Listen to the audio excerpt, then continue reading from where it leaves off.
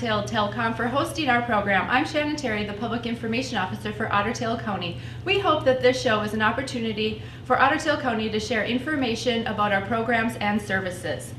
Today, we will visit with Jessica Metzger. She's a public health nurse with Ottertail County. Welcome, Jessica, and thank you for being here. Yes, you're very welcome. Thanks for having me on today. Yes, it's really good to have you here. So Jessica, as a public health nurse for Ottertail County, what role do you play in protecting the health of Ottertail County residents? So my program area is disease prevention and control. So we love acronyms. So it's called DP&C. So I work a lot with anything that's disease related. One of my main program areas is immunizations or vaccinations. Kind of those are used interchangeable a little bit. Okay, so that would be a really good place for us to start. Why vaccinate? Well, it's really important to vaccinate, and the reason for that is when you vaccinate on time, and I think about children mostly, because it really starts at infancy for individuals, or actually even pregnancy. When moms are getting pregnant, it's so important to follow a schedule. And if it really prevents the children and people to not be exposed to vaccine preventable diseases, which really are just a plane trip away, if you really think about it. Yeah. Do you have an example of one of those diseases? Absolutely. Oh, there's lots of diseases. Okay. So I think about polio. Really, we don't see polio around here in the United States. It's very rare. I mean, doctors don't see it. New doctors coming out of med school, they're not seeing polio. But if you go over to any of these third world countries, they see polio, and they are dealing with it every day. I think about even tetanus or diphtheria. There is measles. Measles is really making the news, and there's even more cases of measles out there. And if people aren't vaccinating for these diseases, they are coming over here from different countries. And measles doesn't even have to be third world country. It can be any country. And we are just seeing a rise of vaccine preventable diseases surfacing again here in the United States. And there's a schedule, right, of at certain ages Yes. you should have these vaccines. Could you give us a little bit more information about where would people go if they want to know what vaccines they should have for themselves, for their children? Absolutely. And really, where can they even get these vaccines in Ottertail County? Sure. So it really, like I said, it starts at pregnancy. And when you are pregnant, there's a vaccine that is recommended. It's called the Tdap, which is the tetanus, diphtheria, pertussis vaccine. And that is given to pregnant moms, I think usually in their last trimester, and that is to help protect the baby from pertussis. There is some cross protection that happens. So it really starts with that. Then you've got your childhood series we talk about, up to date by age 2. That's your primary series for these infants to age 2. And then you've got your other group, which is kind of your preschool kindergarten group, and they need shots for school, a lot of booster doses.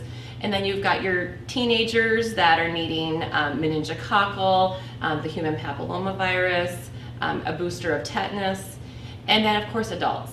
And all of these vaccines are important throughout your whole lifespan. So when people think that vaccines are just for kids, they're not. It is an entire lifespan. There are many, all clinics in Ottertail County carry vaccinations. So anyone can get vaccinated at their regular clinic. If there is no insurance for children and some adults, we do have vaccine programs through Ottertail County that we can help vaccinate. It's called the Minnesota Vaccine for Children. And we also have the and underinsured adult vaccine program. So many acronyms. There should never be a barrier to anyone getting vaccinated, especially here in Ottertail County.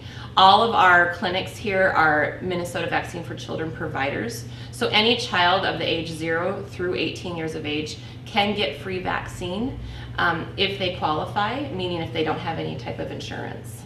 As far as schedule and learning more about where to find, what's recommended for your child, you can go to many different websites. There's the CDC, which is the Center for Disease Control.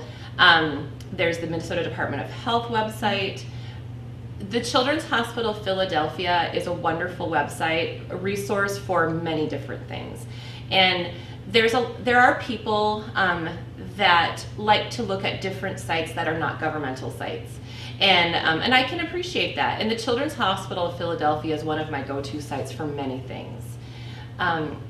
And of course, our Ottertail County website has been updated recently, and we have just all those links that I just talked about are all on our website. Oh, great. So if you go to the public health department, I think immunizations should be an option for you to look at. And so those will take you to any links. We've got some videos on there, and we've really updated our website.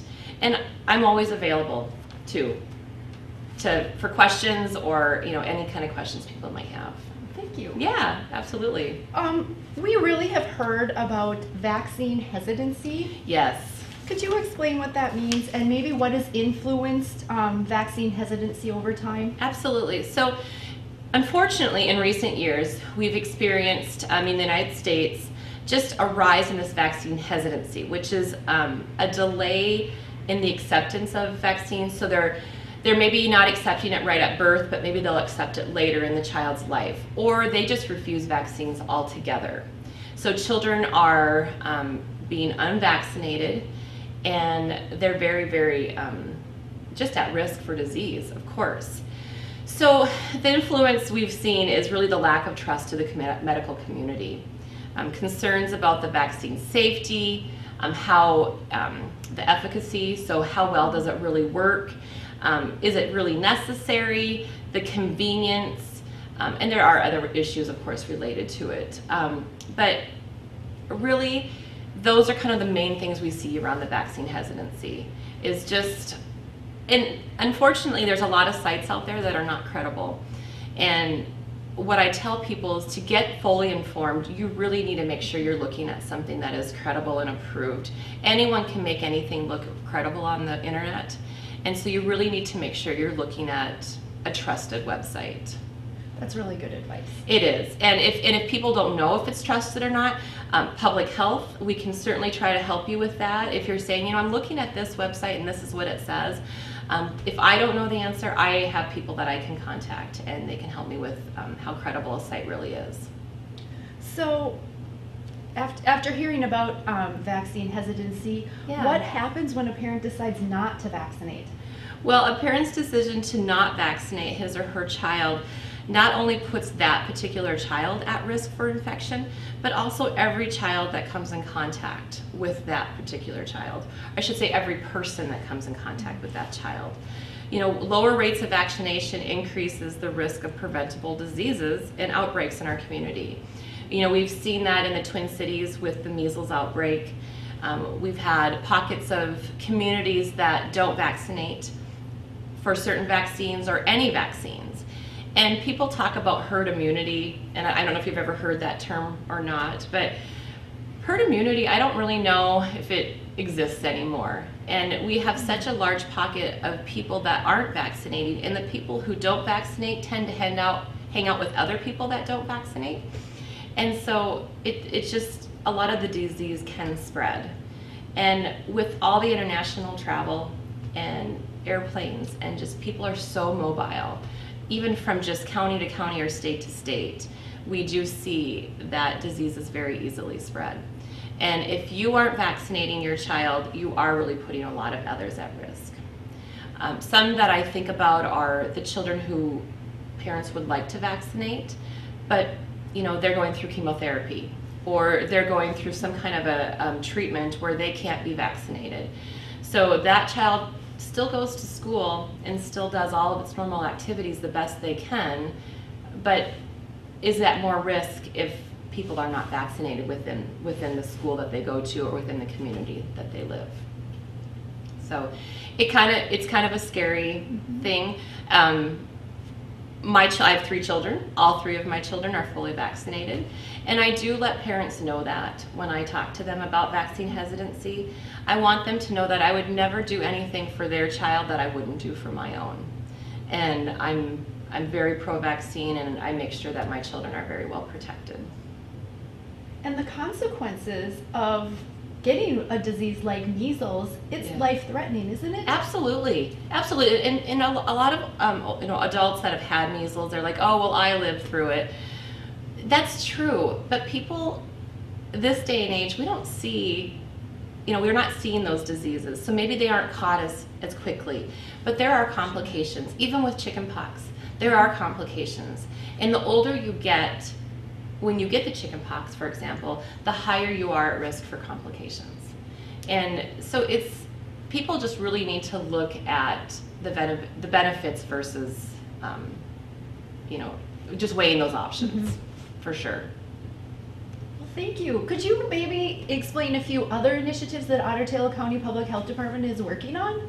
Sure. As far as my program area goes, Will there be some flu clinics coming yes, up? Absolutely. So I start ramping up for flu in August, and I feel like it's a never-ending process for me. But yeah, we'll be looking at flu coming up here. October is kind of our hit the ground and running month.